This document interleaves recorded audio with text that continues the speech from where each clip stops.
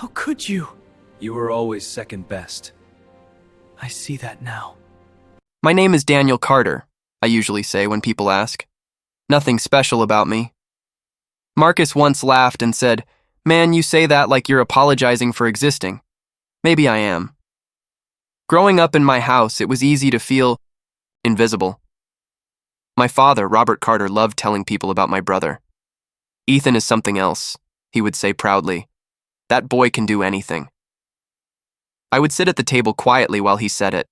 Sometimes I joked, "Dad, I'm right here too." He would wave his hand and say, "Of course, Daniel, you're doing fine. Fine." That was always the word for me. Ethan was amazing. Ethan was brilliant. Ethan was the future. And me? I was fine. The funny thing is, Ethan wasn't even my real brother. My parents adopted him when we were teenagers.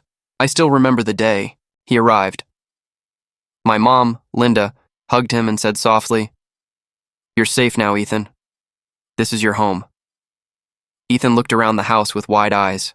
Then he smiled. "Thank you," he said.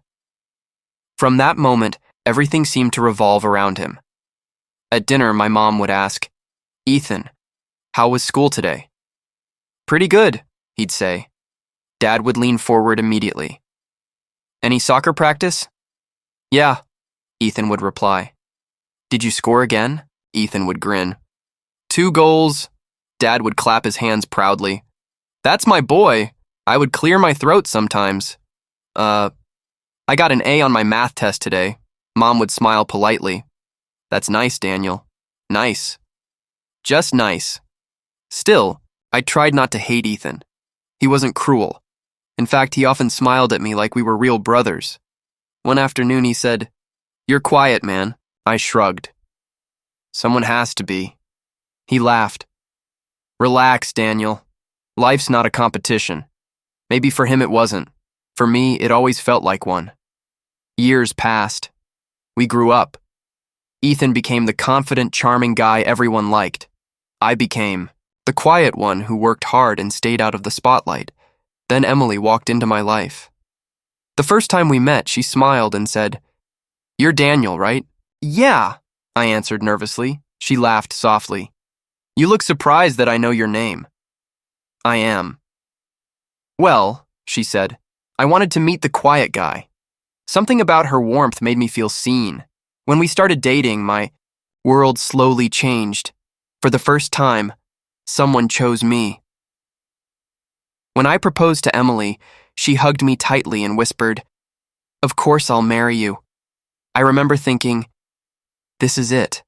My life is finally mine. The wedding came quickly. During the reception, I stood beside Emily while guests congratulated us. Dad raised his glass and said loudly, "Family is everything." Everyone cheered. Then he added, "And Ethan helped organize most of this wedding. Couldn't have done it without him." People clapped. Ethan laughed awkwardly. "Come on, Uncle Rob. Don't be modest," Dad said proudly. I forced a smile. Emily squeezed my hand and whispered, "Ignore them." "I'm trying," I said quietly. Later that night, Ethan walked over with 2 drinks. "One for the groom," he said. "Thanks," I replied. He glanced at Emily and smiled. "You look happy," he told her. She smiled back. Daniel makes me happy. Something about the way they looked at each other lingered in my mind. I told myself it was nothing. At family dinners, Ethan always sat beside Emily. "Emily, you should try this," he'd say, passing her food. Mom would laugh. "See, Daniel? Ethan takes good care of people." "Yeah," I said slowly. "I see that." Ethan nudged me playfully. "Relax, man. She's your wife." Everyone laughed. I laughed too. But sometimes, when Ethan stood too close to her, something heavy settled in my chest, Emily would notice. "You're quiet tonight," she'd say. "I'm always quiet." She would kiss my cheek and whisper, "You're overthinking again." Maybe I was. Maybe I was just the insecure younger brother who grew up second place. So I ignored the feeling. I told myself my parents' favoritism didn't matter anymore. Had my own life, my own marriage, my own future. But when I think back now, the warning signs were everywhere. The long conversations between Ethan and Emily, the jokes they shared, the way my parents smiled whenever they were together. At the time, I convinced myself it was harmless. I trusted my wife. I trusted my brother. I trusted my family. Looking back now, that trust feels almost childish because the truth is simple. My story didn't begin with revenge. It began with blindness, and I had no idea my entire life was standing on the edge of collapse. Daniel, you've got mail. I barely glanced at my phone. Thanks, Em. You're not checking. Emily laughed softly, her eyes glued to her screen. I thought you'd want to see this. I'm fine, I forced a smile. She didn't put her phone down, just smiled, typing rapidly. I noticed her lips curling in ways she used to do for me.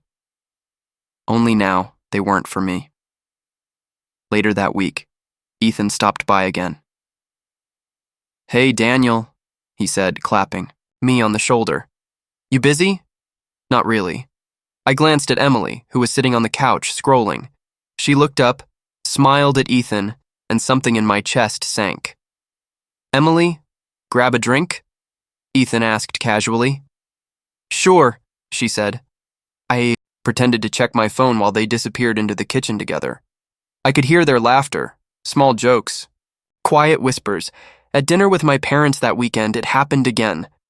Emily, Ethan's right, Mom said, passing her a plate. You should try this, it's amazing. Emily laughed, and Ethan winked at her. Dad chuckled. I said nothing. I pushed my peas around my plate. Later, when I tried to talk to Emily privately, she shrugged. You're imagining things, she said. I'm not imagining, I muttered. I feel like you're distant. I'm tired, she said. Work is hard, that's all. But I saw the way she smiled at her phone while I was making coffee. A week later, Marcus called. Daniel, are you sure Emily and Ethan are just friends? His voice was low, careful. I laughed. Marcus, come on, that's ridiculous. Just pay attention. That's all I'm saying. I said nothing. Hung up. Tried to push it from my mind. That night, Emily fell asleep, beside me. I stared at the ceiling, listening to her soft breathing. I remembered Marcus's words. Are you sure? A shiver ran down my spine. I wanted to tell her how uneasy I felt, but I didn't. I told myself it was paranoia. Next morning, she kissed me on the cheek. Good morning, Daniel. Morning, I replied. I watched her text during breakfast. Quick smiles, soft laughter. I wanted to ask again. I wanted to demand answers, but I swallowed it. Instead, I focused on work, on keeping busy. Pretended nothing bothered me. Even so, the feeling lingered. At dinner that week, Ethan brought up a memory from high school. Remember the camping trip? He asked Emily. She laughed. Oh my God, yes. I forgot about that. Mom and Dad laughed. With them. I pushed my peas again. Emily caught my eye for a moment. You okay? She whispered. I'm fine, I said, but I wasn't. The next morning, she hugged me goodbye for work. Love you, she said. I love you too, I said, meaning it. But that fear, the one Marcus hinted at, was growing. Caught her hand brushing Ethan's at a party. Just a flick, a moment, but enough. Daniel, Emily said later, noticing my stare. Don't be jealous. I'm not, I lied. I wasn't jealous. Not yet. I was afraid, because deep down, I couldn't ignore it anymore. Something was shifting. Something I didn't want to see. And every laugh, every shared glance, every whisper between Emily and Ethan reminded me that the cracks had already begun. I sat alone on the couch that night, phone in hand, replaying Marcus's warning. Are you sure Emily and Ethan are just friends? I wasn't sure anymore, and the fear in my chest kept growing, spreading like fire, impossible to ignore. I didn't know then how right Marcus had been. but I felt it. That cold, sinking certainty that nothing would ever be the same. I got off work early that day. My shift had ended an hour sooner than usual, and I thought I'd surprise Emily with lunch. "Hey, Daniel," Marcus called before I left. "Don't let anything weird happen at home." "Very funny," I said, laughing, but the joke didn't land. The moment I walked through the front door, I heard it. Voices. Upstairs, Emily's voice, and Ethan's. I froze. No, that can't be, I whispered to myself. I climbed the stairs slowly, each step heavier than the last. My heart pounded, my hands felt cold. I stopped outside our bedroom door. I could hear them talking softly, laughing together. I pressed my ear against the door. "You're impossible," Emily said. "I know," Ethan laughed. "But you love it." I stepped back, my stomach turned over. A pause. Silence. Then I heard a soft gasp from Emily. My hands trembled as I turned the knob. The door swung open. Everything stopped. Emily and Ethan. Together, my wife, my brother. I couldn't breathe. My knees nearly gave. Out! "Daniel." "I can explain," Emily cried, her voice breaking. I couldn't speak. I wanted to scream. I wanted to hit something. I wanted to disappear. Ethan looked at me calmly, almost confident, like he had been expecting me. "Daniel, we didn't mean for you to find out like this," Emily stammered. I closed my eyes. You! My voice cracked. "How could you?" Ethan shrugged. "I can't help how things are." I wanted to believe they would stop. I wanted to believe this was some horrible mistake. Emily reached for my hand. "Please, don't hate me." I yanked my hand away. "Hate you?" I laughed bitterly. "I want to disappear from this house, from this life." I turned and ran downstairs, gripping the railing like it would hold me together. Minutes later, I heard the car pulling into the driveway. "Daniel," my father called as he and Mom walked in. "Everything okay?" I looked at them, expecting anger, judgment, maybe even protection. Instead, my father said calmly, "Maybe Emily and Ethan are just better for each other." "What?" I choked out. You're siding with them?" Mom didn't say a word. She just looked at me with that same disappointed, tired expression I had seen all my life. I felt like the floor had opened beneath me. My chest ached. My hands shook, uncontrollably. Emily stepped forward. "Daniel, please! It's complicated." I laughed, a hollow sound. "Complicated? You're married to my brother! How is that complicated?" Ethan's eyes met mine. "Daniel, we care about you, I promise. It's just different. Different. Different. Different." I couldn't move. I couldn't speak. I couldn't think. "You should sit down," Dad said gently, as if I were fragile. "It's for the best. They make each other happy." Happy. I swallowed hard, trying to keep from collapsing. "And what about me?" Mom shook her head. "You'll understand one day. We just want everyone to be happy." I wanted to scream, to throw something, to shatter the glass around me. Instead, I felt cold, empty. Emily reached out again. "Daniel, Don't," I said firmly, voice trembling. "Just don't." They all stayed silent after that. My parents looked at each other, then back at me. I stared at Ethan, my brother, my blood, my betrayal. The betrayal hit me like a physical blow, crushing every part of me I thought was strong. I wanted to leave, to vanish, to escape this house, this life, this family. But I stayed, because even though my body was there, my soul felt ripped apart. That night, as I locked myself in my room, I realized something terrifying. I had lost everything. Everything I loved. Everything I trusted. And no one, not my wife, not my brother, not even my parents, was coming to save me. I curled up on the bed, silent tears running down my face. I whispered to the darkness, How did it all go so wrong? No answer came. Only the sound of my own broken heart. The divorce papers were signed months ago. I stared at the stack of documents on my desk and whispered, "It's over." But it didn't feel like it. The call came on a Tuesday afternoon. "Daniel, it's Mom," she said, voice too cheerful. "We have news. Emily and Ethan are getting married, and we're organizing the wedding." I blinked. "You... what?" "Everyone's invited," she continued. "It's important that you come. It will help everyone move forward." I gripped the edge of the table. My voice was quiet, steady. "Sure, I'll come." She paused. "Are you sure?" "I'm sure," I said.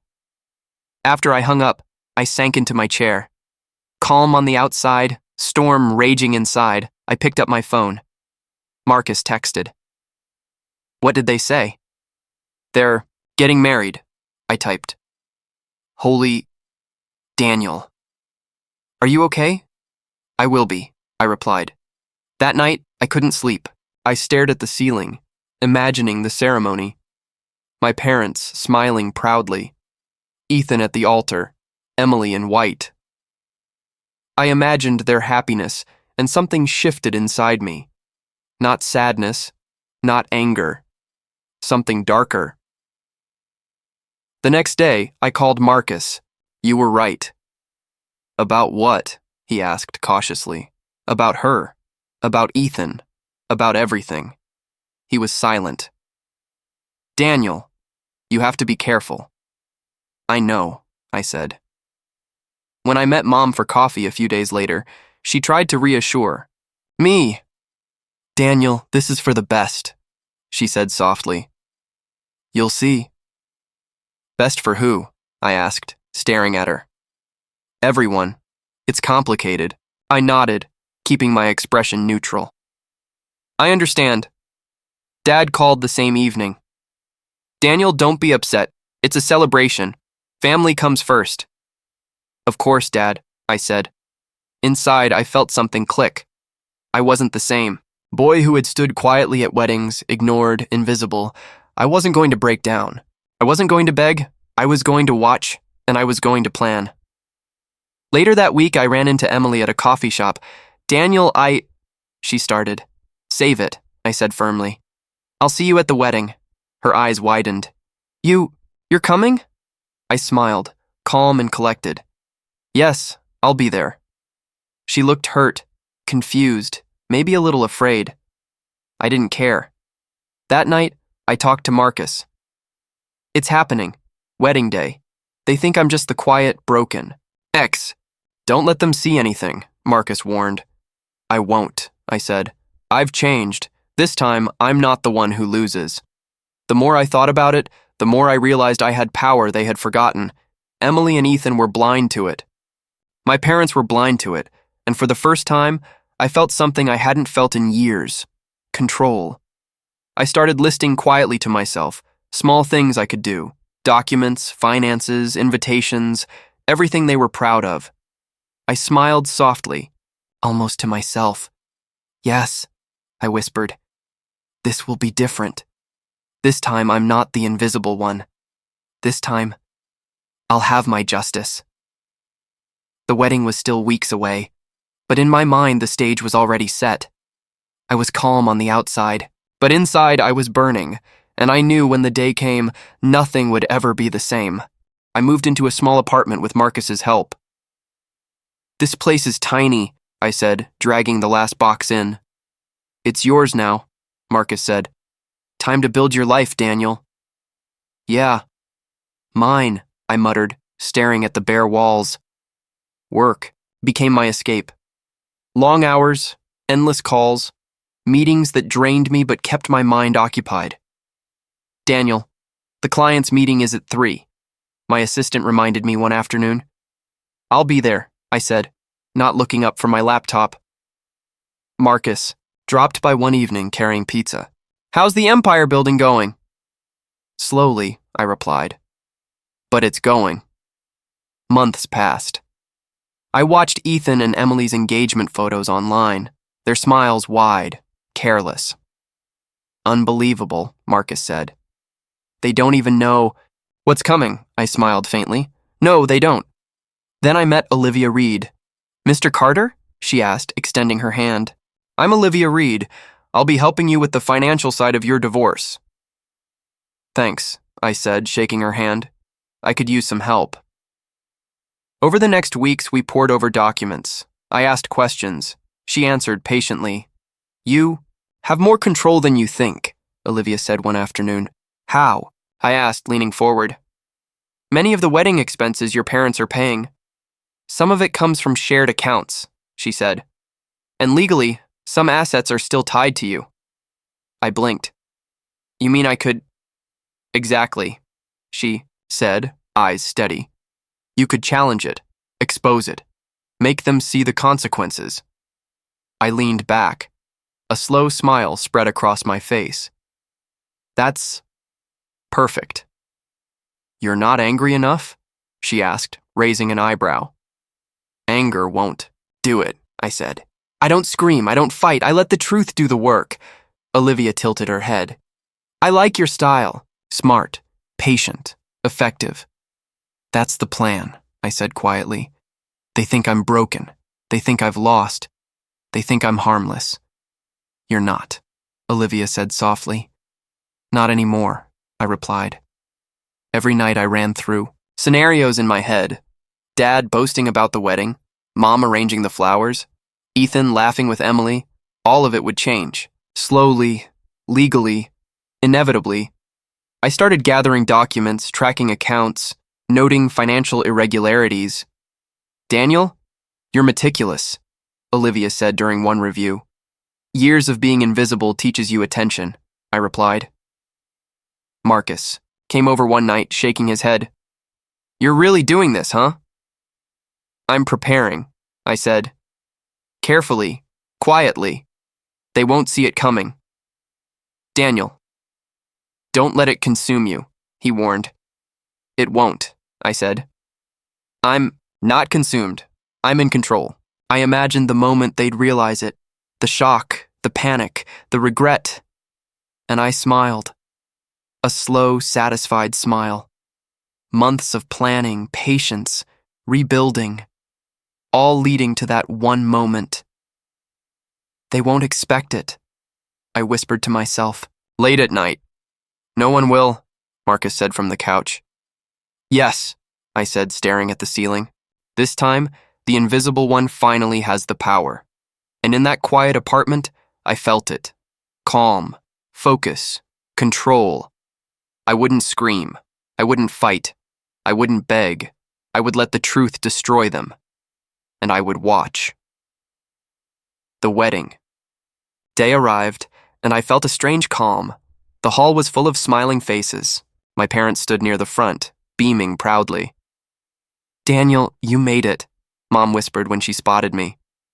Yes, I said, voice steady. I'm here. Ethan stood at the altar, perfectly confident, like nothing could touch him. Emily walked down the aisle in a white dress, radiant. My chest tightened, but I forced myself to stay calm. I stepped further into the hall. People whispered. Some gasped. Daniel? One guest murmured. Marcus stood beside me quietly. He nodded once, encouraging me. The ceremony began. Ethan took Emily's hands, smiling. Do you, Ethan Carter, take Emily, the officiant started. I walked forward, my footsteps echoing in the hall. I'm sorry to interrupt, I said calmly. All eyes turned to me. Ethan's smile faltered slightly. Emily's eyes widened in shock. My parents' proud expressions froze. From the back of the hall, Olivia Reed entered. She carried a folder of documents, her expression serious. I have an important announcement, Olivia said clearly. Several financial accounts used for this wedding were improperly accessed. These accounts are legally tied to Daniel Carter's divorce settlement. The room went silent. I could hear a pin drop, Dad's face drained of color. Mom's lips trembled. What are you saying? Ethan stammered, his confidence fading. Olivia held the documents high. These funds were misused. Legal action is being enforced immediately. All wedding expenses must stop until this is resolved. Emily's face went pale. Daniel, I raised a hand. Don't. Guests whispered nervously. Some looked shocked. Others exchanged confused glances. Dad's voice was tight. Daniel, what have you done? I shook my head slightly. Nothing. I just let the truth speak for itself. Ethan took a step back, fear creeping into his eyes. This can't be happening. Yes, I said quietly, calm but resolute. It is happening, and it's exactly what needed to happen. Mom covered her mouth with her hand, tears welling. We didn't know.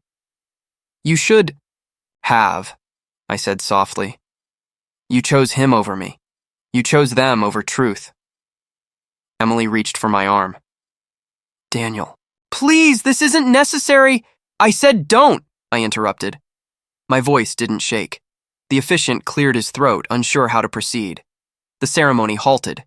Guests murmured in confusion. I watched Ethan. He was pale, sweating, slightly. The confident man I knew had vanished. I looked at Emily. She avoided my eyes, realizing her mistakes had consequences. Marcus patted my shoulder. You did it. Perfectly. I nodded once, taking in the silence, the shock, the panic on my family's faces. Finally, I whispered to myself, calm and satisfied. They didn't see this coming. But now, they will understand. And in that moment, for the first time, since my life fell apart, I felt power. True control. Ethan's confident facade was gone. My parents' pride had crumbled, and the wedding, the day they thought would humiliate me, had turned into my victory. The news spread fast. I saw headlines online. Daniel Carter's divorce settlement halts Carter wedding. I smiled faintly and put my phone down. Marcus called. They're panicking, Daniel. Your parents. They're in serious trouble. I know, I said quietly. It's exactly how it should be. Later that day, I got a call from Emily. Daniel, please, can we talk? She asked, voice trembling. I'm busy, I replied calmly. I need to explain, she said desperately. You'll have your chance, I said. When you're ready to face consequences, Ethan called next. Daniel, this isn't fair. None of this is your doing, he shouted. I leaned back in my chair. It's exactly fair. You should have thought of that before betraying me. Marcus. Daniel. Mom's voice was shaky when she called. Please. We didn't mean. I heard you, I said. Stop apologizing. It won't undo anything. The wedding was officially canceled. Invitations revoked. The hall refunded. My parents were scrambling to fix the finances they had mismanaged. Ethan was furious. This is your fault. Everyone's blaming me. You did it, I said calmly. You betrayed trust. You claimed my wife and my life. Now you face the consequences. Emily tried again, sending messages, emails, even showing up at my office. Daniel. Please, I'm sorry. I never meant for this, she pleaded one morning. I looked at her, exhausted and regretful. She didn't even look like the woman I had married. I know, I said quietly, but it's too late.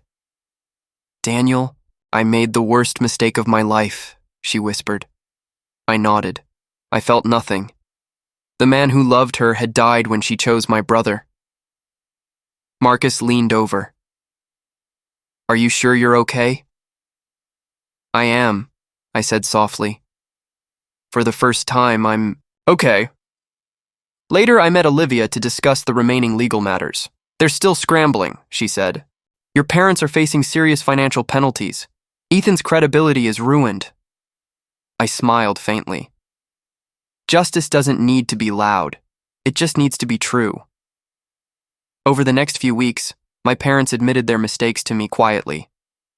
Daniel, we should have protected you, Dad said, voice low. I forgive you, I said. Not for you, for me. I won't carry this bitterness forever. Emily stopped reaching out. Ethan tried to rebuild his reputation, but the damage was done. Sitting alone one night, I realized something important. Revenge didn't make me happy. It didn't heal the wounds or bring back what I had lost. But justice. Justice gave me peace. I leaned back in my chair and exhaled.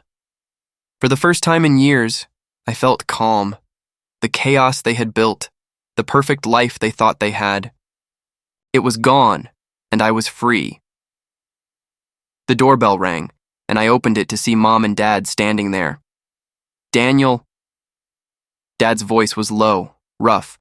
He looked older, worn. Come in, I said, stepping aside. They walked into my apartment slowly, eyes taking in the small space. Mom's hands were trembling. Daniel. I'm so sorry. I nodded quietly. I know.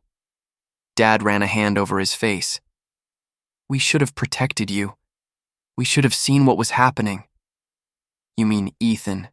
I said softly. Yes, Dad admitted. And Emily. We were blind. Mom's tears fell freely. I failed you, Daniel. I let my pride blind me. I let them hurt you. I'm so sorry. I looked at her. Her apology felt heavy, but I didn't feel anger anymore. I forgive you, I said calmly. Not because you deserve it, but because I refuse to carry your mistakes forever. They looked at me in surprise. Daniel, Dad started. You don't need to say anything else, I said. We've all learned the hard way. Weeks passed. Life went on. Ethan and Emily's relationship started to crumble. Their smiles faded. Arguments became constant. I heard through the grapevine, Emily moved out of Ethan's apartment. Ethan was humiliated in business circles because of poor choices tied to the wedding scandal. I didn't rejoice. I only observed quietly. Karma was unfolding naturally. Marcus called one evening. Daniel, you okay? They're really falling apart. I'm okay, I said. It's not about seeing them suffer. It's about seeing truth recognized. Mom called one night. Daniel, we just wanted to say thank you for showing us. You don't need to thank me, I said. You made your choices. I made mine. The house I grew up in felt far away now. I didn't need their praise, their love, or approval to exist. Sometimes I think of Emily. Sometimes of Ethan. But the weight that pressed on me for years, feeling invisible, betrayed, powerless, has lifted. I sit in my apartment quietly, working, living, breathing. The life they tried to take is mine again, not through revenge, not through hate, but because I refuse to let their actions define me. Some wounds never fully heal, but some lessons endure. Justice, quiet and inevitable, has its own voice. I've finally heard it. And finally, so have they. A year later, everything has changed. Daniel, the quarterly reports are in, Olivia said, sliding the documents across the table. I glanced at them, smiling. Looks like the project exceeded expectations. You've built something incredible, she said softly. I couldn't have done it without you, I replied, leaning back in my chair. I moved into a new home a few months ago. Bigger, brighter, filled with the energy I had always wanted. 1. Evening. Olivia came over for dinner. You know, she said, pouring herself a glass of wine, the strong version of you is actually very likable. I laughed. A real laugh, the kind that rises from deep inside. No pain, no bitterness, just lightness. You think so? I asked, raising an eyebrow. I do, she said, smiling. You're confident, calm, and unstoppable. I shook my head, smiling quietly. I was forced into it. Doesn't matter, she said. You made it yours. That night, after she left, I stood by the window, looking out over the city. The lights shimmered like a promise.